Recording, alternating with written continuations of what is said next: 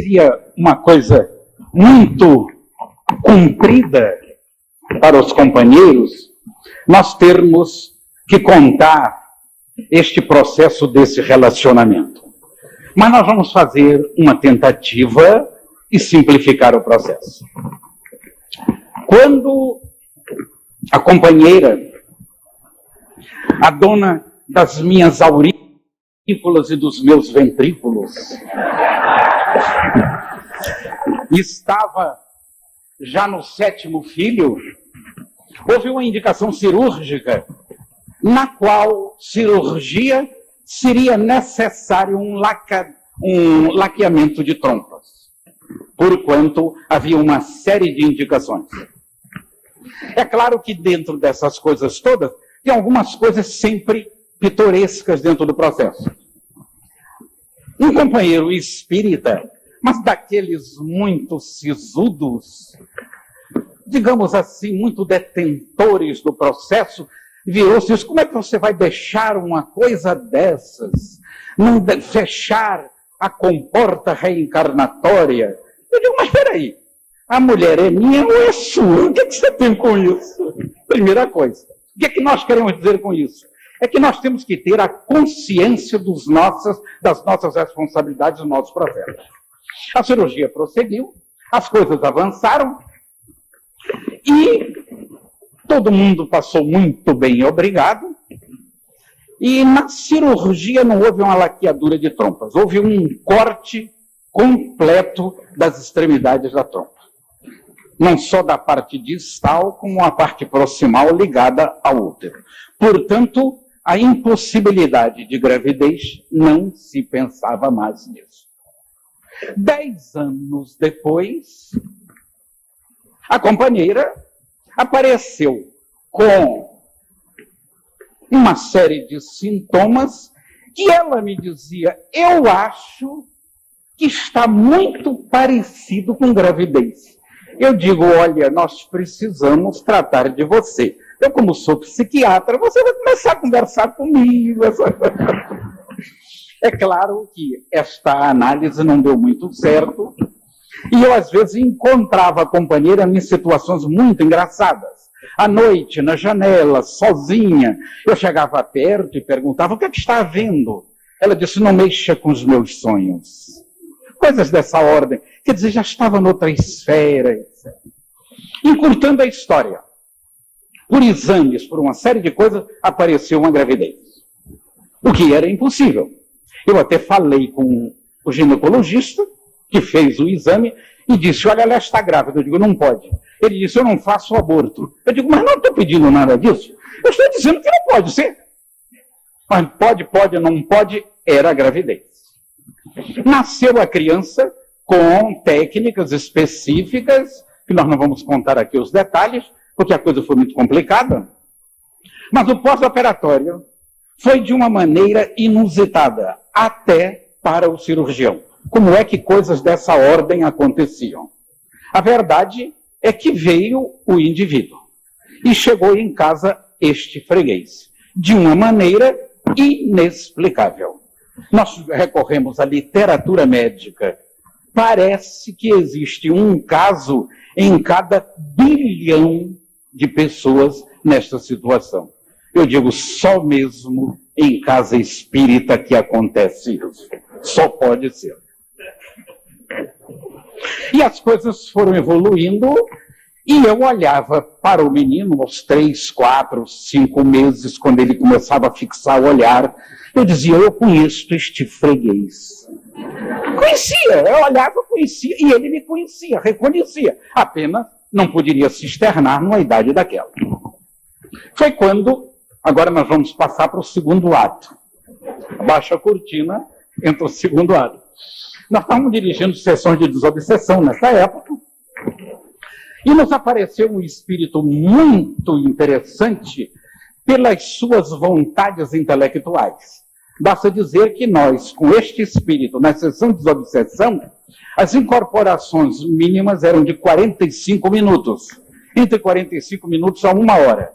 Foram 13 comunicações semanais. E era um indivíduo que é um general nazista, que ele se deu a conhecer, e este indivíduo, no primeiro dia, na nossa conversa, só disse isso: vim falar só com o senhor, porque é médico, primeira coisa. Segundo, não venha com lenga-lenga de doutrinação, que eu já sei que morri, e começou por aí. Eu disse, meu Deus, o que é que eu vou conversar com este indivíduo? Que você sabe, doutrinador espírita começa com aquela conversinha, aquele negócio, e diz, vamos acabar com isso. E durante todo este processo, que as coisas foram entrando numa condição de entendimento, ele chegou a dizer coisas notáveis dentro do processo de doutrinação. Dizia ele o seguinte: depois de uma certa intimidade com o general, nós até durante a doutrinação já esperávamos o dito cujo, e já havia até uma torcida, quase que se faz um clube para torcer pelo general. Porque a gente acaba acostumando com um espírito inteligente, vivo, vibrante, insistente, dominador, comandante por excelência, e ele nos contou rapidamente a história, e dizendo, eu morri, fui para o lado de lá, descobri que estava morto, e tinha muito alemão, e eu só fiz uma coisa, eu arregimentei essa gente, e como eu não sou comandado por ninguém, eu passei a comandar todo mundo, do lado de lá. Eu disse, como é? Eu disse, não, muita gente sabe que não morreu, então a gente está fazendo as mesmas escaladas guerreiras para satisfazer a Grey.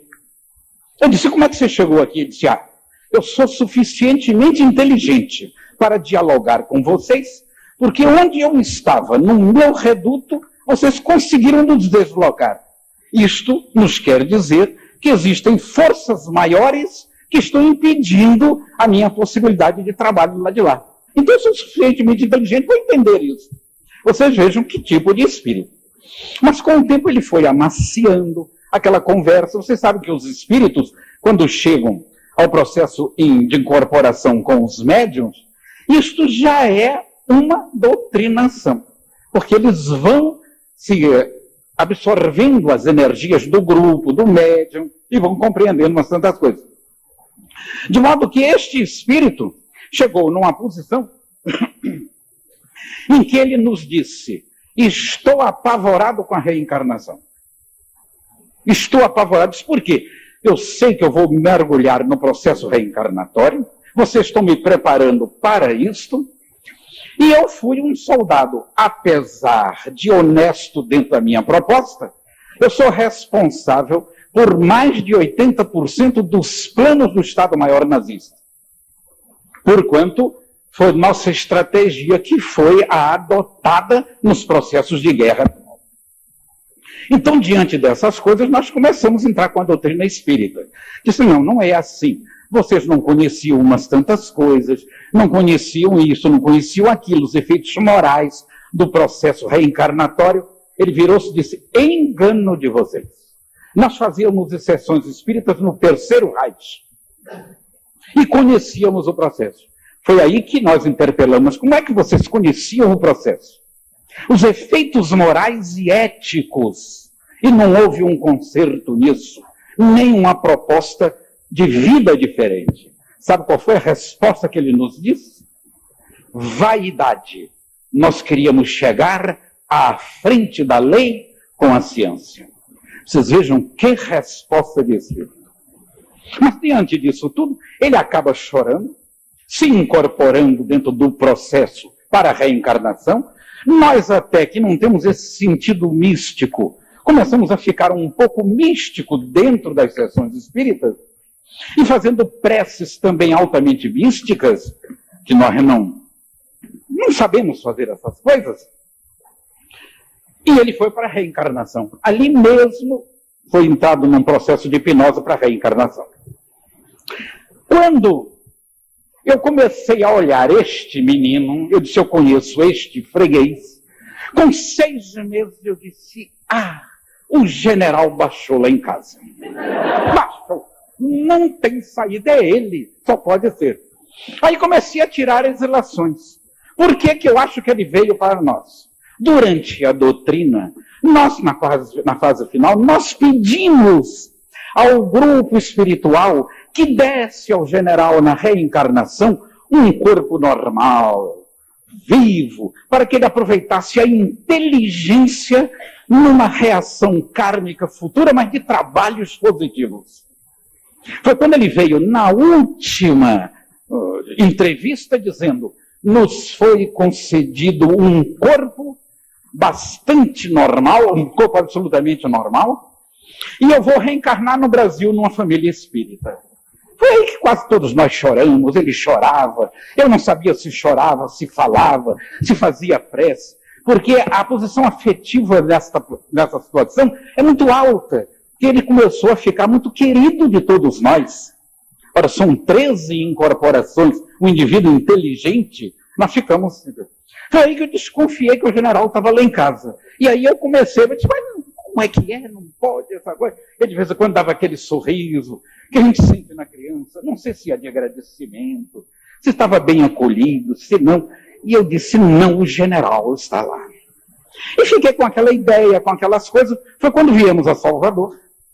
Tivemos um contato nesta sala, que estavam fazendo uma palestra despretensiosa, é bem claro. E o nosso Divaldo nos convidou para um cafezinho pós-palestra lá na Casa Grande, não é isso? E foi quando a nossa irmã, com a sua gentileza imensa, a nossa Joana de Ângeles, nos explicou o processo. Eu e a dona das minhas aurículas e dos meus ventrículos, eu gosto de dizer muito isso, porque eu sou muito feliz nesta encarnação. Muita felicidade nessa encarnação, de maneira que a gente tem que fazer a reverência a ela, ou a elas, que são os motores dos processos de libertação do homem.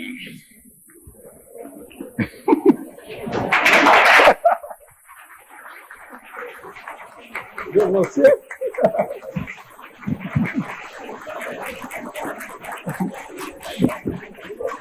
E ela nos contou como se deu a coisa. Nós fomos levados em sonho para o lado de lá para receber um espírito que não estava no esquema. Não estava absolutamente no esquema nosso. De se vocês quiserem receber esse espírito, está muito bem. Se não quiserem, também está muito bem. Até ela contou a nossa Joana, que ela virou-se e disse, mas eu já tenho uma filha quase noiva, como é que eu vou receber um menino, botar aquelas fraldas tremulando no nosso apartamento, etc.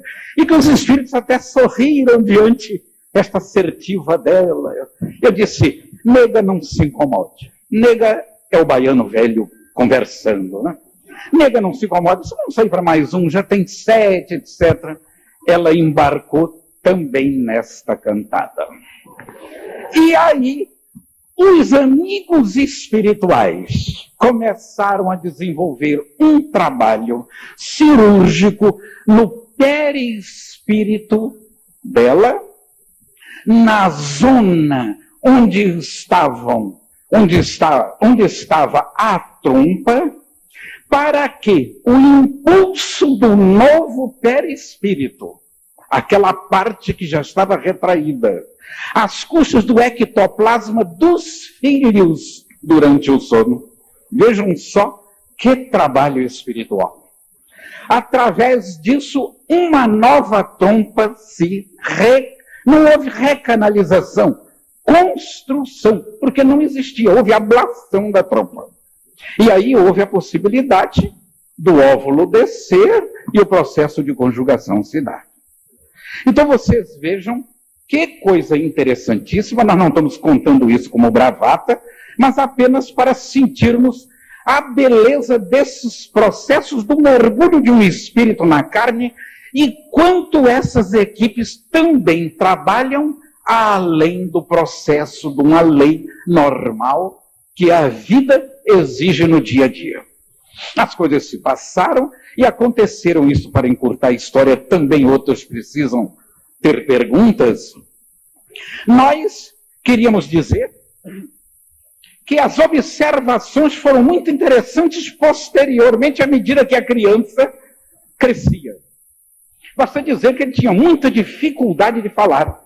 Aos 2 anos eu comecei a ficar preocupado. Eu disse, bom, já vem o defeito reencarnatório, já vem as dificuldades.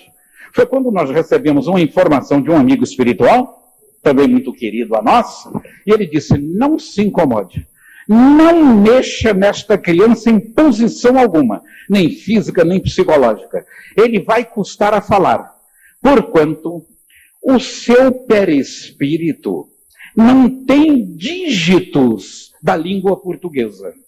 Então ele só vai falar quando os neuroblástios, isto é, os neurônios, estiverem mais desenvolvidos e ele começar a absorver as palavras do meio. E isso foi se dando porque quando ele chegou aos 2 anos e meio, ele começou a organizar as polissílabas, que ele tinha muita dificuldade. Com 3 anos, ele um dia me chamou e disse, pai, eu quero lhe dizer um negócio. Aprendi uma palavra lindíssima. Eu aí disse, bom, ele vai soltar esperança, felicidade. Isso pode ser, né? Você sabe o que é que ele me disse? Olha só que palavra linda. Mosquito. Eu quase caí para trás. Eu quase caí. Eu digo, meu Deus, onde é que ele tirou isso? Deveria ser a harmonia semântica que as coisas transatas tinham colocado na sua posição. Uma outra coisa, para definir e concluir o processo reencarnatório deste freguês em casa. No elevador, quando tinham senhoras, ele não entrava no elevador em primeiro lugar. Passavam as senhoras, depois ele entrava. Jamais ele fez refeições, no começo, é claro, aos 2 anos, que não fosse conosco na mesa e com talheres. Claro que espalhando comida para tudo quanto era lado, mas exigia de qualquer jeito. Às vezes dava uns gritos, botava os dedos imperiosamente, como quem diz, olha minha gente, eu baixei aqui, mas quem vai comandar sou eu. Eu aí compreendi isso. Um dia ele levantou os dedos e grunhiu. Eu aí segurei o dedo e disse, olha general, você está no Brasil. Primeira coisa. Segundo, tira este negócio do ombro, essas estrelinhas, porque você vai começar mesmo como soldado raso.